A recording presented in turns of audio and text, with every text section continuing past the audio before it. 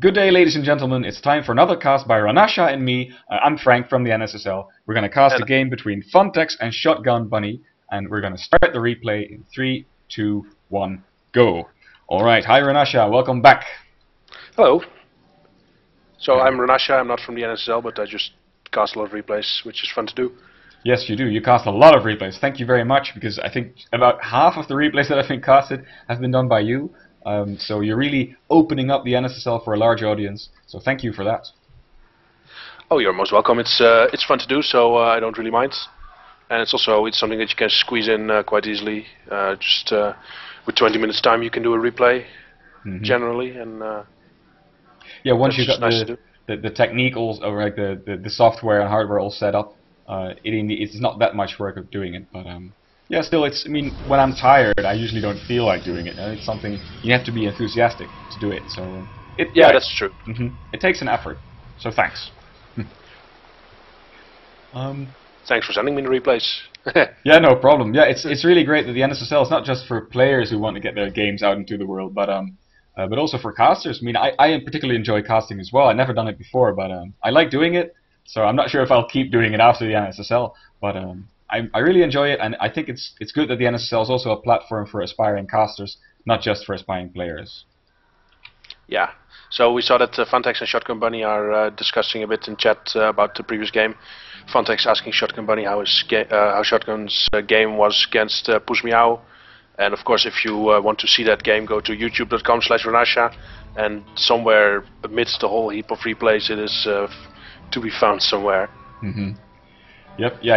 I guess Shotgunbunny got beat by Push Meow those games as well, or those games earlier. Yeah. So we're gonna have to see whether he measures up, how he measures up against Phanteks, who is now one supply ahead, but that's not really significant. And now it's just evened out. So. Phanteks is up 1-0 in series at the moment, at least before this series was played. So if he can claim this series, then he will be in a very comfortable position.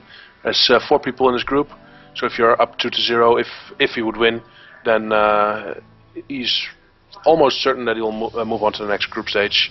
And then Shotgunbunny, as he discussed in chat already, he is down 0-1 after losing a series to Push Me Out, so he's not out of it yet, but he has to work hard to get his victories. Yep, you're right. I guess with 4 players, if you win 2 games, it's very hard not to advance, but it is possible. I think there can be a 3-way tie with 3 players having 2-1. Yeah. I'm not sure if it's possible, and well, in yeah, case it's a tie, okay, it is. Thanks. And in case it's a tie, they're gonna have we need tiebreakers, right? Well, there's some rules that determine who moves on in case of a tie. So it depends, firstly, on the number of games you win. I just looked it up not so long ago because some of the groups are getting close to completion.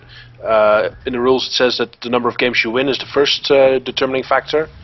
Well, it's the number of matches you win, I guess. Yeah, okay, but if it's a tie, then that is already the thing that'll be tied. So after that is the number of games you've won, then the number of games you've lost, and if then still there's a tie, it'll be the head-to-heads between the players that are tied. I do. Oh yeah, you're right. I'm not sure though if the second deciding factor is number of games won. I think it's matches won and then games lost. I'm gonna have to check up on that and see whether that's as it should be, because you would say that it's logical to have number of games won after matches won, but I'm not sure if it's in there actually. Yeah, I think it is. I looked it up. Okay. I think yesterday because some of the groups were almost complete, and I wanted to figure out what was going on in these type of ties. So if this results in a tie, so first is the number of best of 3 matches won. If this results in a tie, next deciding factors are in this order: number of individual games won, more is better; number of individual games lost, less is better; and match result between the 2 players. But I think that's enough boring administrative talk. Let's get into the game. Yeah, we're seeing some Reapers. Exactly. From 2 barracks even, so that's 3 Reapers in total moving across the map. And there's a Stalker there that would be very good against them, but they sneak around the back and they may get quite a few probe kills. Yep, they are not just going to get scouting, but a lot of probe kills as well. Phanteks is not moving his Shotgunbunny is not moving his probes, and he's losing a lot of them. He's already lost 10, now 11. Oh, these Reapers are one-shotting the probes, and it's horrible to watch. One little random force field goes off, but it doesn't really do all that much as more probes continue to fall. Stalker manages to take out 2 of the Reapers. Zealot chases one, forcing some micro out of Phanteks, and he is going to get away though. Shotgunbunny is expressing his joy at the situation. He is especially pleased having finally a good challenge to fight an uphill struggle. Yeah, he must be pleased. He has a probe in position at the natural of Phanteks of Phanteks to put down a proxy pylon, but I'm not sure if he's going to be able to warp in a lot of units there because his economy has just gone down the drain. He's only got 200 minerals a minute coming in. And look at the front for Phanteks. He has a full bunker and a lot of extra marines behind that. So I don't think attacking into that is really Shotgunbunny's best option at the moment. Nope. Yeah, that was pretty. I'm not sure how I would deal with those Reapers. I guess I'm gonna have to make sure to have a Stalker just standing around at the edge of the base there, and retract my probes a bit, or pull my probes a bit faster, because this is quite a deadly technique. What he could do is just, and what is recommended is just to keep one pylon at that edge, so that you get a bit of an early warning, and then when you see that, of course, you have to react quickly. You have to keep an eye on the minimap. Pull your probes when it happens, and then make sure your probes are near Stalkers so that they can defend them. Because the Reapers are quite fragile as soon as the Stalkers get into play.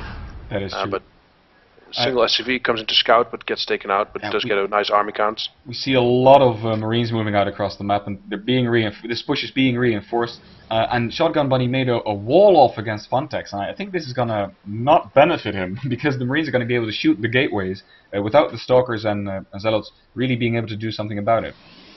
Yeah, this will be very difficult to deal with. On the other hand, if he can get some good force fields off, he has 3 sentries, then these Stalkers may be able to soften up these Marines.